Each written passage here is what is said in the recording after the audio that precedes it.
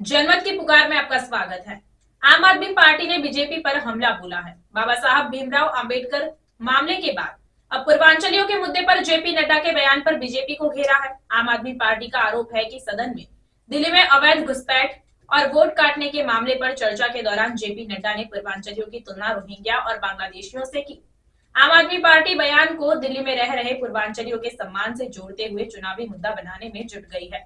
अरविंद केजरीवाल ने कहा कि 2 दिन पहले बीजेपी अध्यक्ष जेपी नड्डा ने पूर्वांचल समाज को लेकर संसद में अपमान किया। उन्होंने पूर्वांचलियों की तुलना बांग्लादेशियों से और रोहिंग्या घुसपैठियों से की थी।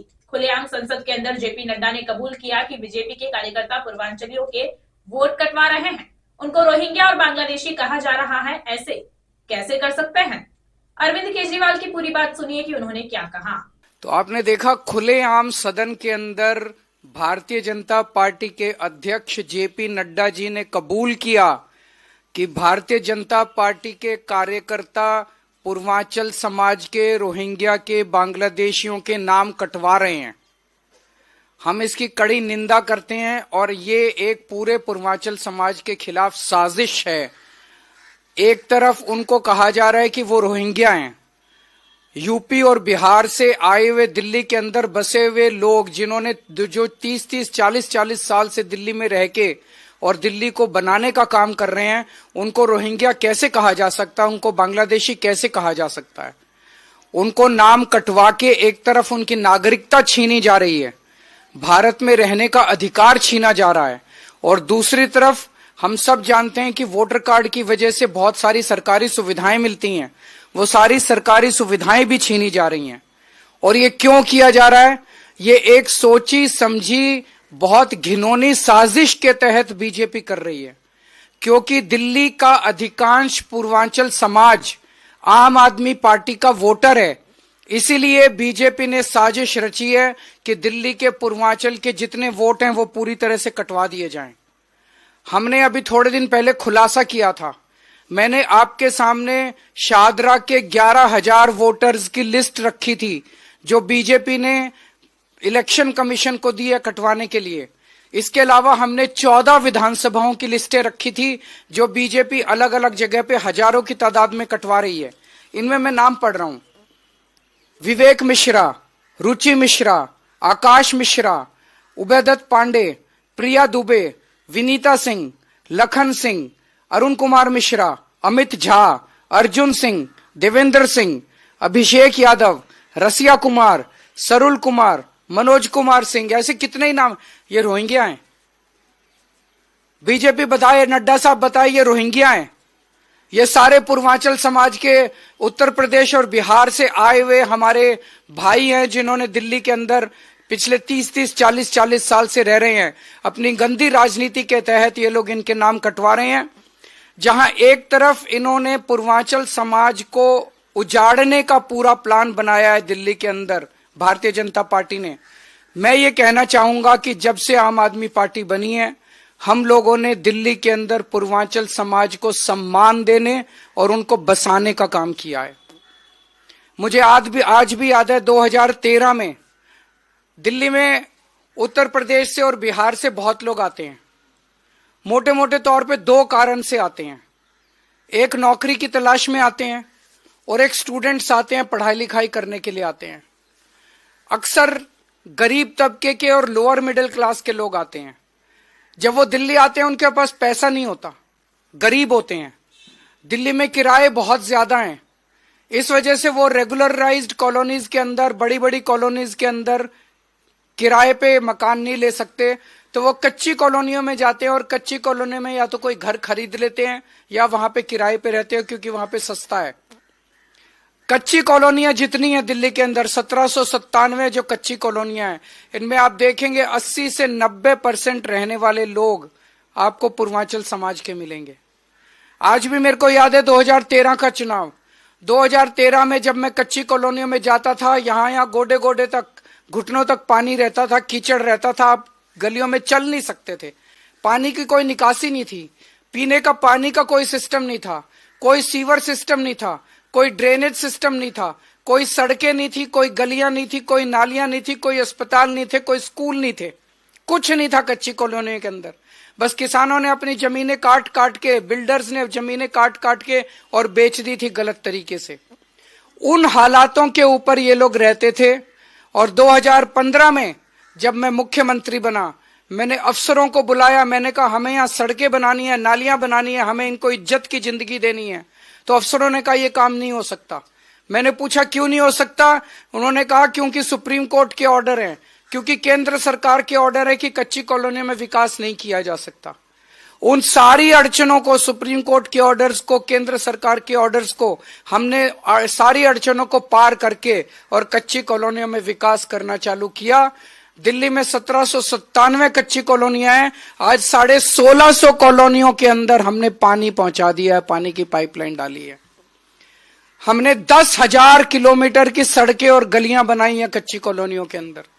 हमने 6800 किलोमीटर की नालियां और सीवर डाले हैं कच्ची कॉलोनियों के अंदर। हमने 4000 किलोमीटर की पानी की पाइपलाइन डाली है कच्ची कॉलोनियों के अंदर। हमने सीसीटीवी कैमरे लगाए हैं, स्कूल बनवाए हैं, हमने मोहल्ला क्लिनिक बनवाए हैं कच्ची कॉलोनियों के अंदर। हमने उनको सम्मान की और इज्जत की जिंदगी दी है। पहले कच्ची कॉलोनियों में लोग कहते थे कि हमारे घर में रिश्ता करने कोई नहीं आता क्योंकि हमारे घर के आसपास का माहौल इतना खराब है। आज लोगों के अच्छे रिश्ते आ रहे हैं। जहां पहले कच्ची कॉलोनियों में जमीन का रेट 3000 रुपए गज था, आज वो 1 लाख रुपए गज छू रहा है मात्र 7-8 साल के अंदर। तो दोस्तों, ये मैं पूर्वांचल के लोगों को कहना चाहता हूं कि हम आपके नाम किसी हालत में नहीं कटने देंगे। आपको सम्मान दिया है हमने, आपको सम्मान की जिंदगी देंगे। लेकिन एक चीज ध्यान रखना, कोई बीजेपी वाला अगर आपके घर आए उसको अपना नाम मत बताना, उसको अपनी डिटेल्स मत बताना, अपना वोटर कार्ड मत दिखाना, किसी बीजेपी वाले के साथ संपर्क मत रखना। कोई भी बीजेपी वाला आएगा, वो हो सकता है आपके नाम कटवाने के लिए आपसे आपका नाम और वोटर कार्ड डिटेल मांग रहा है, और नाम चेक करते रहना। कुछ दिनों के बाद इस बात को हम दिल्ली के घर घर लेके जाएंगे। हर पूर्वांचल समाज के व्यक्ति के घर आम आदमी पार्टी जाएगी और नड्डा साहब का ये वीडियो सबको दिखाएंगे कि किस तरह से भारतीय जनता पार्टी सुनियोजित तरीके से दिल्ली के अंदर पूरे पूर्वांचल समाज के खिलाफ साजिश रच रही है। दिल्ली आम आदमी पार्टी का एक एक कार्यकर्ता एक एक घर में जाएगा और थोड़े दिन के बाद संजय सिंह पूरी दिल्ली के अंदर यात्रा शुरू करेंगे। जितनी पूर्वांचल कॉलोनियां हैं सभी पूर्वांचल कॉलोनियों में जाएंगे, वहीं रात्रि को प्रवास करेंगे और पूर्वांचल समाज के लोगों को भाजपा की इस साजिश के खिलाफ एकजुट करेंगे। मैं अब संजय सिंह जी से कहूंगा कि वो अपनी बात रखें।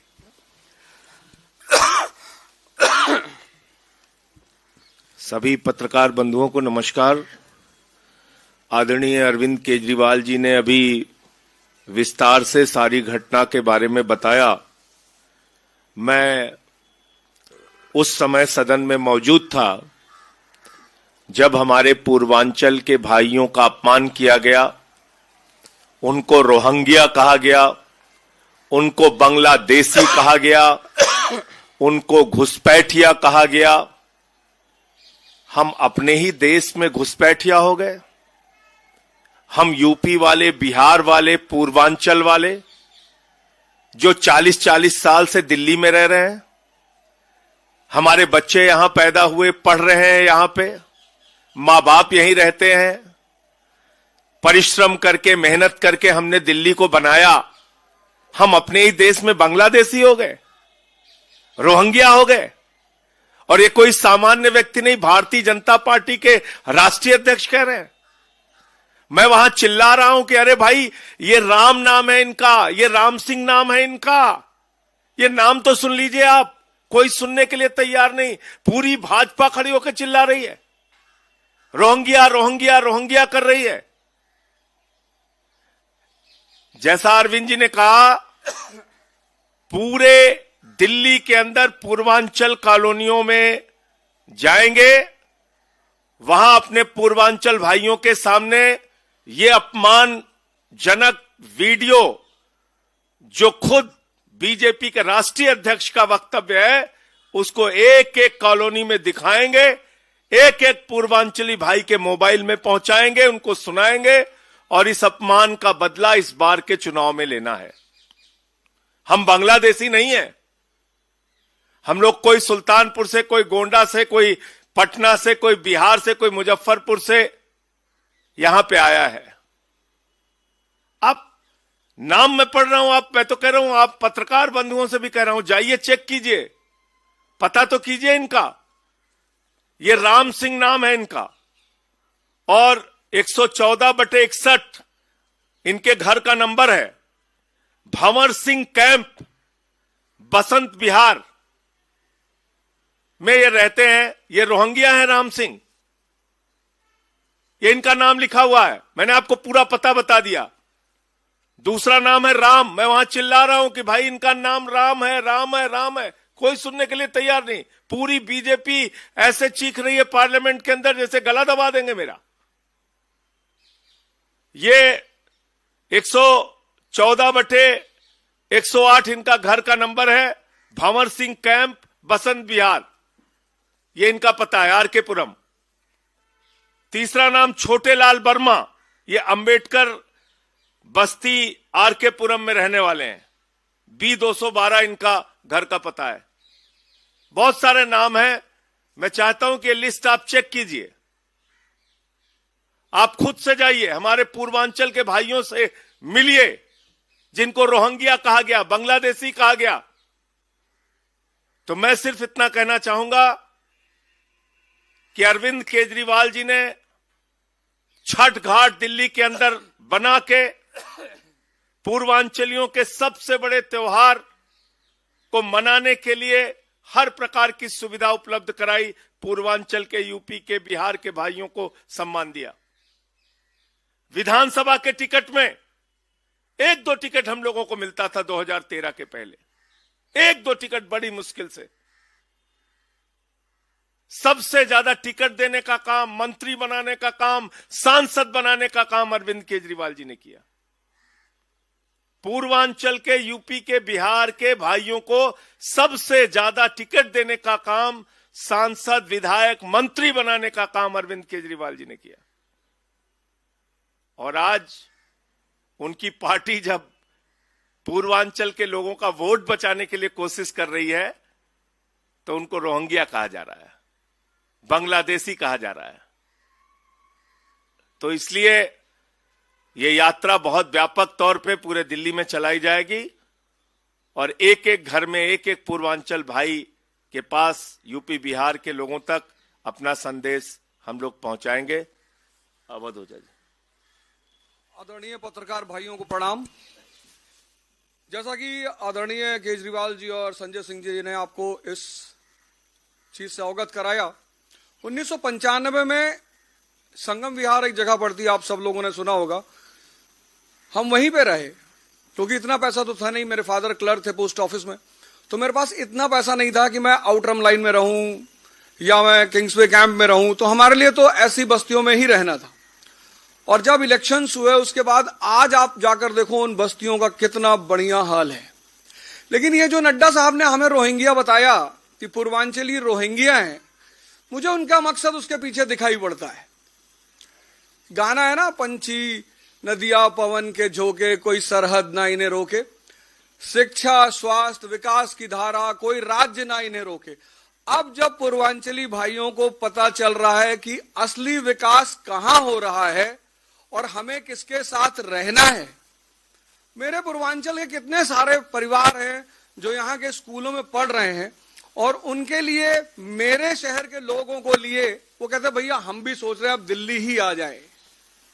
मेरा मानना यह है कि जो हमें पूर्वांचली बताया गया, मुझे रोहिंग्या बताया गया कि ये पूर्वांचली रोहिंग्या हैं, ये सिर्फ इसके पीछे मकसद ये है कि आज पूर्वांचल और बिहार जो सबसे बड़ा तबका है उसको एकदम स्पष्ट हो गया है कि विकास की धारा सिर्फ और सिर्फ आम आदमी की पार्टी के द्वारा बह रही है और वही हमारे राज्य में भी पहुंचाएंगे और पूरे भारत में पहुंचाएंगे। जय हिंद, जय भारत। कोई एक आध क्वेश्चन है तो बता दीजिए।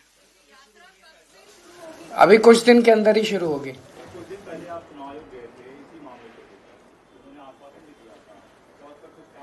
उस पे चल रही है कार्रवाई। चुनाव आयोग ने कई कदम उठाए हैं और एक दो चीजें हुई हैं जो कि काफी पॉजिटिव है। एक तो चुनाव आयोग ने आश्वासन दिया था कि कोई भी नाम काटने के लिए बीएलओ अगर जाएगा तो वो दूसरी पार्टियों के एजेंट्स को, रिप्रेजेंटेटिव्स को साथ लेके जाएगा, एडवांस में शेड्यूल बता देगा।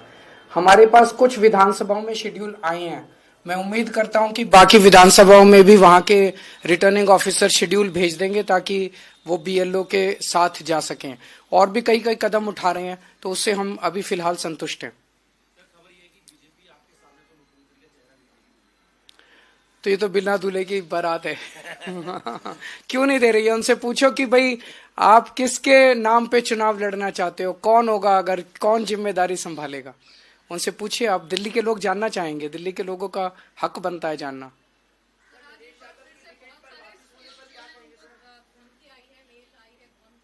किसकी?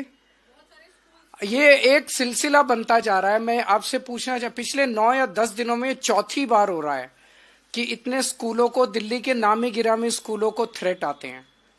अब तो मैं जहां भी जाता हूं, पेरेंट्स, पदयात्राओं पे निकलता हूं, पेरेंट्स और बच्चे मुझे घेर लेते हैं कि स्कूल जाने में हमें डर लगता है। रोज स्कूल जाते हैं, स्कूल खाली करवा दिया जाता है।